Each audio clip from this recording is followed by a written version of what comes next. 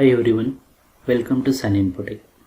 मित्रांनो, 10वी-12वीच्या निकालानंतर विद्यार्थी वेगवेगळ्या अभ्यासक्रमासाठी जात असतात. त्यामध्ये 10वी नंतर 11वी-12वी यासाठी प्रवेश घेणे या संदर्भात आता प्रवेश प्रक्रिया सुरू झालेली आहे. या संदर्भात सुद्धा एक व्हिडिओ मी तयार केलेला आहे. त्यानंतर काही विद्यार्थी हे ITI-साठी जातात. ITI-चे ॲडमिशनसुद्धा सुरू झालेले आहेत.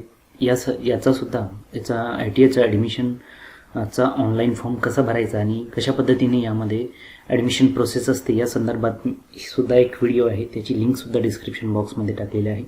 तिसरा जो ऑप्शन आहे तो म्हणजे की पॉलिटेक्निक म्हणजे अभियांत्रिकी शाखेकडे जर आपल्याला जायचं असेल तर पॉलिटेक्निकला बरेचसे विद्यार्थी 10वी-नंतर जातात आणि त्याची प्रोसेस काय असते आणि नेमकं यामध्ये काय असतं हे मी आज या व्हिडिओद्वारे आपल्याला सांगणार आहे. तर पॉलिटेक्निकसाठी तुम्ही 10वी-नंतरही जाऊ शकता. जे विद्यार्थी 12वी पास झालेले आहे तर यांनासुद्धा आपल्या पॉलिटेक्निकला ॲडमिशन घेता येतं. तर हे सगळं एका प्रेझेंटेशन थ्रू आपण इथे बघणार आहोत. तर पॉलिटेक्निकला ॲडमिशन घेण्यासाठी जी ऑफिशियल वेबसाईट आहे ती म्हणजे dtemaharashtra.gov.in. तर या वेबसाईटवरनं सगळी काही प्रोसेस होत असते. तर याच्या संदर्भात वेळोवेळी मी व्हिडिओद्वारे आपल्याला माहिती देत राहील.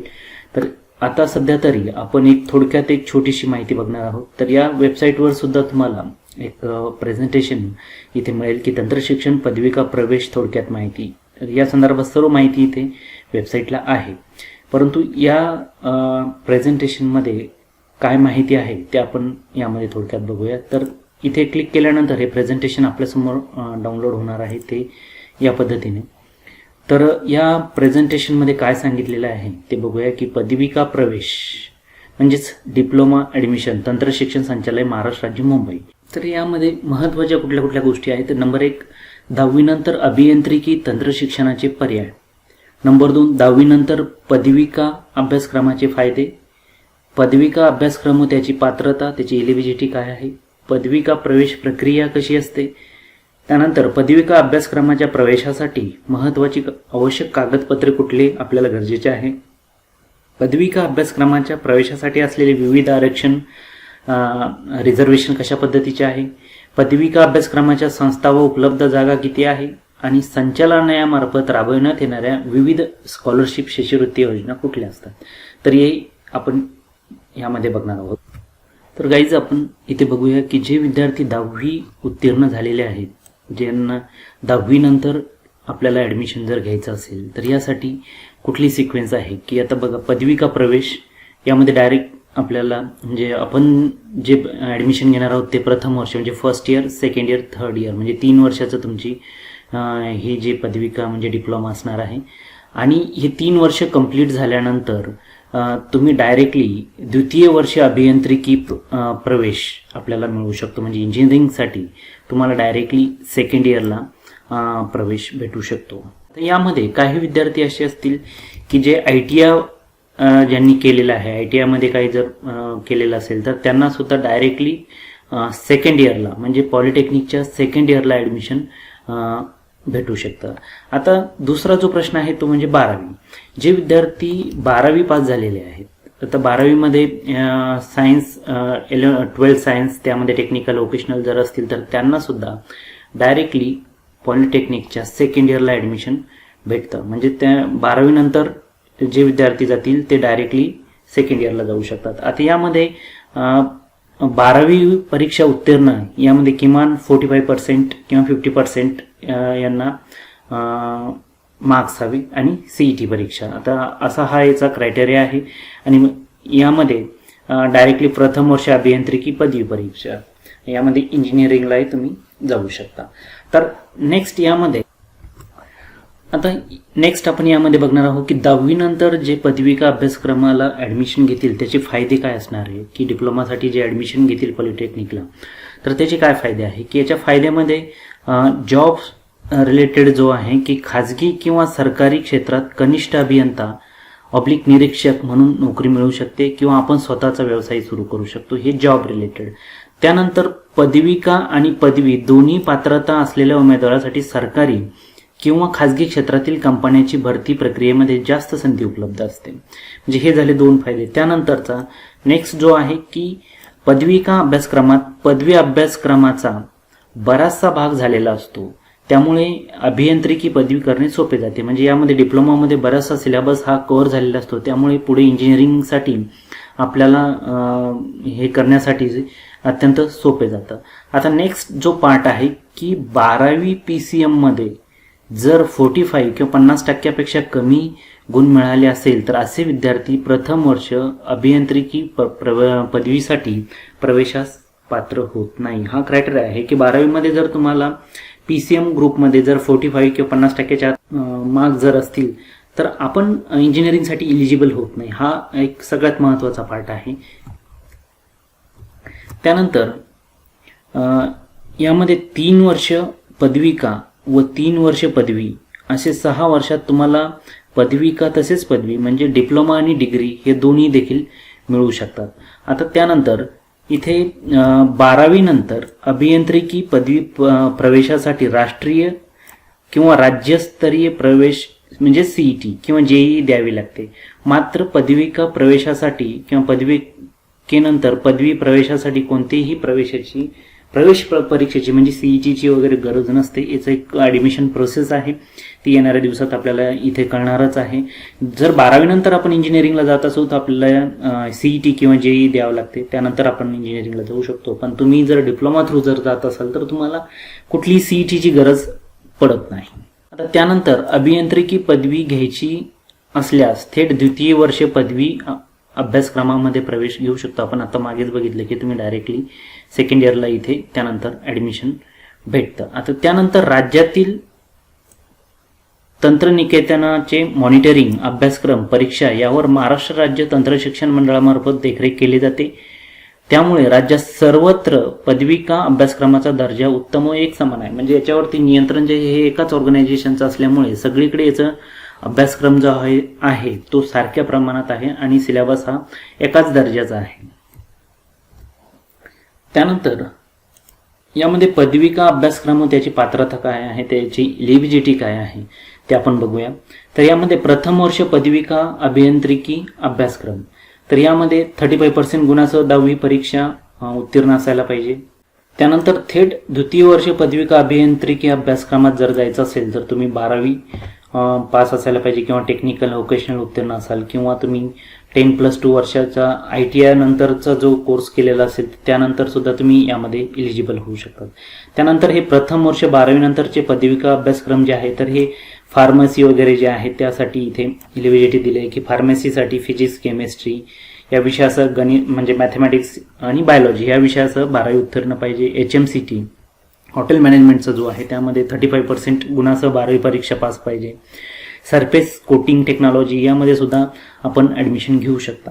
आता यामध्ये आता आपण इंजिनिअरिंग किंवा आपलं पॉलिटेक्निकमध्ये याच्या सिलेबस किंवा अभ्यासक्रमामध्ये कुठल्या कुठल्या गोष्टी असतात, जसं की यामध्ये दिलेले आहे की स्थापत्य, यंत्र, विद्युत, संगणक, अणुविद्युत, माहिती तंत्रज्ञान, रसायन, खनिज कर्म, वस्त्र निर्माण, उत्पादन, ड्रेस डिझाईन, प्रिंटिंग, उपकरणीकरण इत्यादी. तर हा आहे सिलेबस. तर यामध्ये याच्या संदर्भात एक छानसा व्हिडिओसुद्धा वेबसाईटला दिलेला आहे. तुम्ही या लिंकवर जर गेलात तर इथे एक छानसा इथे महाराष्ट्र राज्यातील 10वी 12वी उत्तीर्ण झालेल्या विद्यार्थ्यांना थोडक्यात माहिती देणारी डॉक्युमेंटरी फिल्म्स या वेबसाईटला आहे. बघा तुम्ही इथे या लिंकवर आहे.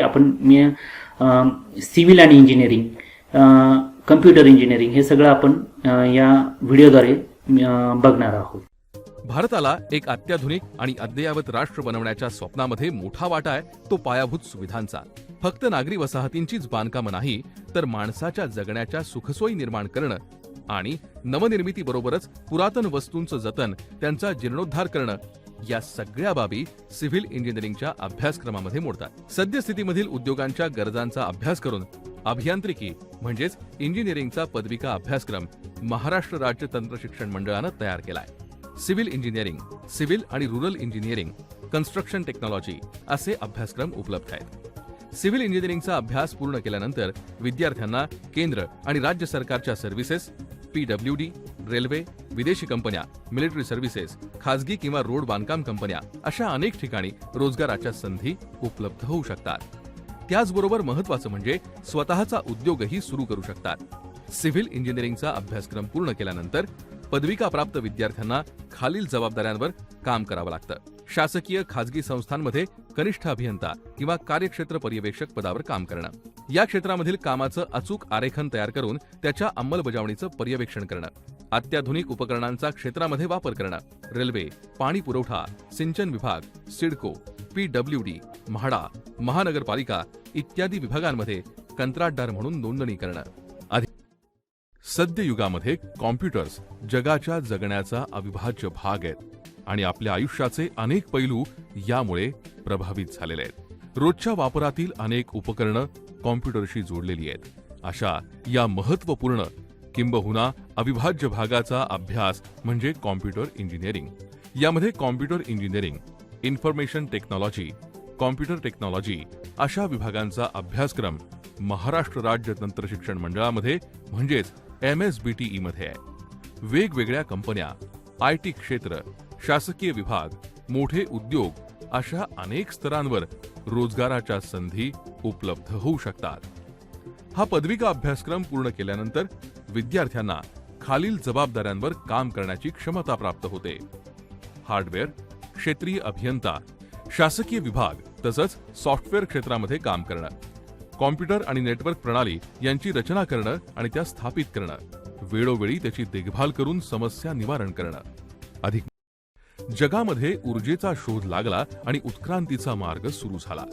या ऊर्जेच्या शोधामुळे आणि वापरामुळे उद्योगांमध्ये एक क्रांतीचं पर्व सुरू झालं आणि या ऊर्जेच्या विविधांगी अभ्यासामुळे ती आता सर्वांच्या आयुष्याची निकड बनली आहे। ऊर्जेचा आणि त्यासंबंधी विविध विषयांचा अभ्यास करण्यासाठी महाराष्ट्र राज्य तंत्रशिक्षण मंडळानं इलेक्ट्रिकल इंजिनिअरिंगचा अर्थात विद्युत अभियांत्रिकी अभ्यासक्रम विकसित केलाय। इलेक्ट्रिकल इंजिनिअरिंगच्या या अभ्यासात electrical engineering, electrical power system, electrical आणि इलेक्ट्रॉनिक्स असे अभ्यासक्रम आहेत। हे कोर्स पूर्ण केल्यानंतर hydro power plant, electricity board, railway, power generation industries, civil aviation यामध्ये रोजगाराच्या अनेक संधी मिळू शकतात। ऊर्जा संबंधी क्षेत्रातील विविध उद्योग, शासकीय आणि खाजगी संस्थांमध्ये कनिष्ठ किंवा देखभाल अभियंता तसंच पर्यवेक्षक किंवा कार्यक्षेत्र पर्यवेक्षक अशा पदांवर काम करणं, ऊर्जा वितरण, ऊर्जा परीक्षण संबंधित तसंच औद्योगिक स्वयंचालन क्षेत्रातील आस्थापनावर विद्युत ठेकेदार, मूल्यांकन किंवा क्षेत्र पर्यवेक्षक पदावर काम करणं, विद्युत उपकरणं आणि यंत्रसामुग्रीच्या देखभाली संदर्भात लघु उद्योग स्थापन करणं, विद्युत उपकरणांची निर्मिती आणि गुणवत्ता तपासण्यासाठी लघु उद्योगांची निर्मिती करणं। येणाऱ्या प्रत्येक दिवशी आपल्या जगण्याशी निगडीत असलेल्या लहान लहान गोष्टींपासून मोठ्या उद्योगांपर्यंत सगळ्या स्तरांमध्ये इलेक्ट्रॉनिक्स इंजिनिअरिंग मधील बाबींचा वापर झालेला दिसतो। दृकश्राव्य माध्यम, संपर्क ही माध्यमं याच तंत्रज्ञानाची निर्मिती आहे। या इलेक्ट्रॉनिक्स इंजिनिअरिंगच्या अभ्यासात डिजिटल इलेक्ट्रॉनिक्स, इलेक्ट्रॉनिक्स आणि telecommunication, industrial electronics, medical electronics, instrumentation engineering या अभ्यासक्रमांचा समावेश MSBTE ने केलाय। हा पदविका अभ्यासक्रम पूर्ण केल्यानंतर विद्यार्थ्यांना electricity board, railway, power generation industries, civil aviation आणि ऑटोमेशन इंडस्ट्री अशा अनेक क्षेत्रांमध्ये रोजगाराच्या संधी उपलब्ध आहेत। या क्षेत्रांमध्ये पदविका प्राप्त विद्यार्थ्यांना तंत्रज्ञ, कार्यक्षेत्र पर्यवेक्षक, डिझाईन अभियंता म्हणून रोजगार मिळू शकतो। तसंच अणुविद्युत संबंधी उद्योगांमध्ये विविध पदांवर आणि त्याचप्रमाणे दूरसंचार आणि भ्रमणध्वनी क्षेत्रात वेगवेगळ्या स्तरांवर रोजगाराच्या संधी उपलब्ध होऊ शकतात। काही यंत्र असतात जी शक्ती निर्माण करण्यासाठी नैसर्गिक ऊर्जेचा म्हणजेच इंधनांचा वापर करतात। काही यंत्र हीच शक्ती वापरून अजून यंत्र बनवतात। अशी काही यंत्र असतात जी डिझाईन करून, त्याची रूपरेषा तयार करून, त्याचं उत्पादन करून आणि त्याचा वापर करून आपल्या रोजच्या वापरातील गॅजेट्स बनतात। आणि या यंत्रांशी जवळीक असणारे इंजिनियर्स म्हणजेच मेकॅनिकल इंजिनियर्स या सगळ्याचा अभ्यास करून महाराष्ट्र राज्य तंत्रशिक्षण मंडळानं यंत्र अभियांत्रिकी अभ्यासक्रम अर्थात मेकॅनिकल इंजिनिअरिंगचा अभ्यासक्रम बनवलाय। यात automobile engineering, mechanical engineering, production engineering अशा वेगवेगळ्या अभ्यासक्रमांचा समावेश आहे। हा अभ्यासक्रम पूर्ण केल्यानंतर विद्यार्थ्यांना manufacturing industries, hydro power plant, electricity board, railway, power generation industries अशा क्षेत्रांमध्ये रोजगाराच्या तात्काळ अनेक संधी मिळतात। या क्षेत्रांमध्ये रोजगार मिळाल्यानंतर पर्यवेक्षक, गुणवत्ता नियंत्रण कार्यदेशक, विकास पर्यवेक्षक अशा जबाबदाऱ्यांवर काम करावं लागतं. त्याचबरोबर यंत्रसामुग्री आणि उपकरणांची देखभाल करणं आणि ती अद्ययावत ठेवणं, CNC या प्रकारच्या जबाबदाऱ्यांवर सुद्धा काम करावं लागतं. इंजिनिअरिंग विभागाच्या civil, mechanical engineering, electrical engineering, electronics engineering, computer engineering या विभागांव्यतिरिक्त केमिकल, प्रिंटिंग, टेक्सटाईल इंजिनिअरिंग इत्यादी विभाग देखील महाराष्ट्र राज्य तंत्रशिक्षण मंडळानं समाविष्ट केलेत. केमिकल इंजिनिअरिंग म्हणजेच रासायनिक अभियांत्रिकी पदविकेचा अभ्यास केल्यानंतर विद्यार्थ्यांना ऑइल आणि gas refinery, resins, rubber, polymer, polyester, रंग आणि अन्न उद्योग अशा अनेक क्षेत्रांमध्ये रोजगाराच्या संधी उपलब्ध आहेत. या रोजगारांमध्ये ऑपरेटर, रासायनिक अभियंता अर्थात केमिकल इंजिनियर, तंत्रज्ञ, कार्यक्षेत्र पर्यवेक्षक अशा जबाबदाऱ्यांवर काम करावं लागतं. मुद्रण अभियांत्रिकी अभ्यासक्रम अर्थात प्रिंटिंग टेक्नॉलॉजी पदविकेच्या अभ्यासानंतर विद्यार्थ्यांना अणुविद्युत टाइपसेटिंग, डेटा मॅनेजमेंट अर्थात डेटा हाताळणी प्रक्रिया, फोटोग्राफी, मुद्रण उत्पादन अशा क्षेत्रांमध्ये पर्यवेक्षक पदावर रोजगार मिळू शकतो. वस्त्रशास्त्र अभियांत्रिकी अर्थात टेक्सटाईल इंजिनिअरिंगचा अभ्यासक्रम उत्तीर्ण झाल्यानंतर विद्यार्थ्यांना वस्त्रशास्त्र मिल्स, कापड उत्पादन उद्योग, अनेक वेगवेगळे फॅब्रिक ब्रँड्स अशा क्षेत्रांमध्ये रोजगाराच्या संधी उपलब्ध होऊ शकतात. अधिक माहितीसाठी www.msbte.org.in आणि www.dtemaharashtra.gov.in या आमच्या वेबसाईट्सना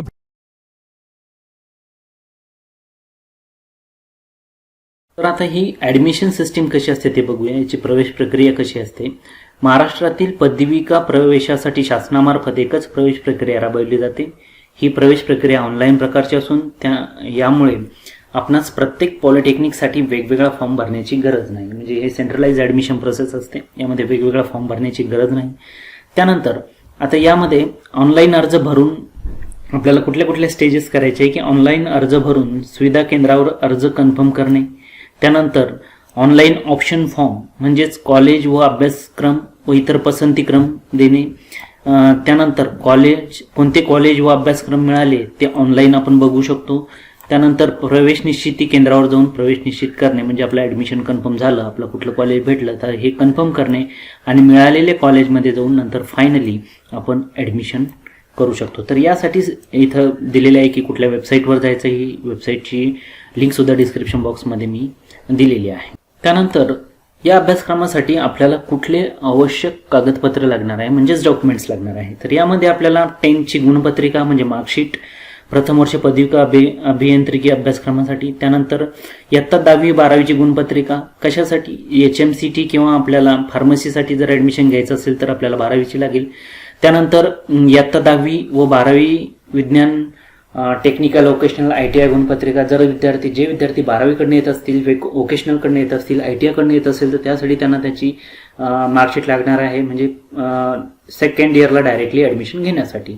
त्यानंतर आपली शाळा कॉलेज सोडल्याचा दाखला म्हणजेच लिव्हिंग सर्टिफिकेट म्हणजेच TC आपल्याला गरजेचे आहे.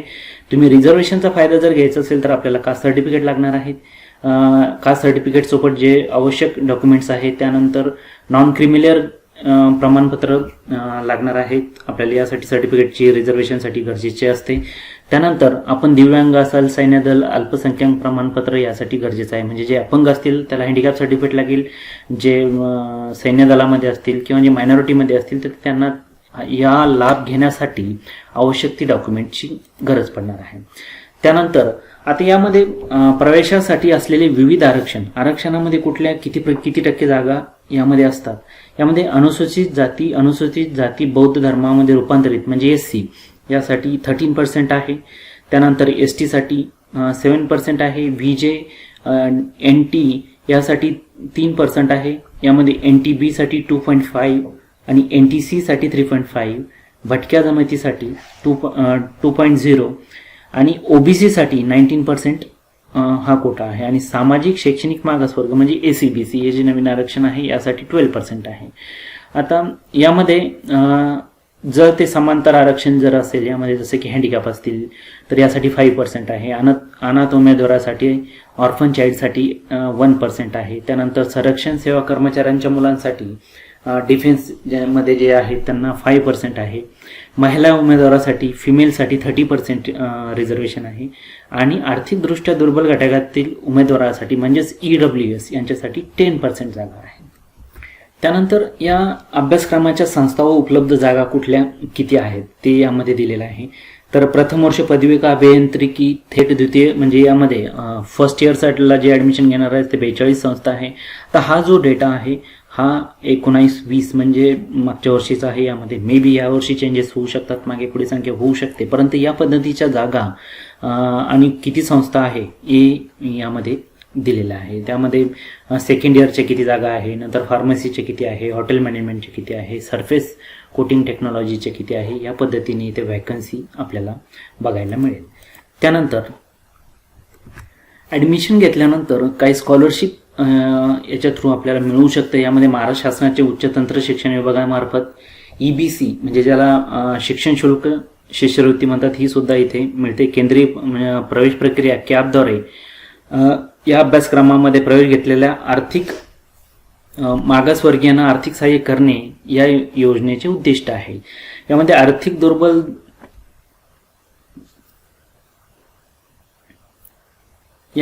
आर्थिकदृष्ट्या दुर्बल घटकातील विद्यार्थी ज्यांच्या पालकाचे एकूण वार्षिक उत्पन्न हे 8 लाख व त्यापेक्षा कमी आहे अशा लोकांनाही शिष्यवृत्तीचा लाभ भेटतो.